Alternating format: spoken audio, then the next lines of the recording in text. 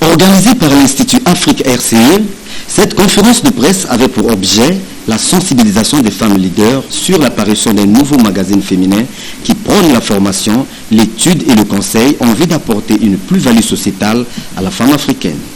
Aussi, permettre à la femme de s'ouvrir au maximum, lui donner d'être au centre de son environnement et augmenter sa représentativité ainsi que sa responsabilité entrepreneuriale sont entre autres messages que se chargera désormais de véhiculer ce nouveau magazine féminin.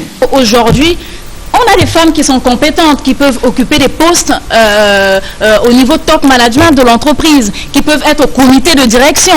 Mais c'est très rare de trouver ces entreprises. Donc aujourd'hui, on a M. Moussunda Adolphe, qui est le directeur des ressources humaines de la Société Générale du Congo, qui viendra partager cette expérience, qui viendra nous dire comment ça se passe dans les entreprises. Parce que c'est vrai, nous sommes des femmes. On se dit souvent, ah oui, on ne bénéficie pas de certaines promotions.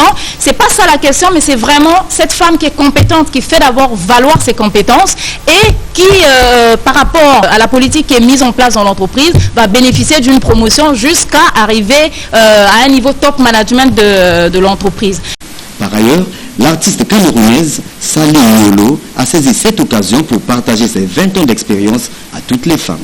La femme peut être à tous les postes, il faut justement la former, lui donner l'occasion et elle parlait très bien, la peur, elle vient comment? Elle vient du regard des autres, le regard des autres qui posent sur vous, qui se disent ah mais pourquoi elle croit que non. Si on est tous d'accord que nos compétences peuvent nous emmener à nous enrichir notre société avec les valeurs de la femme et les valeurs des hommes.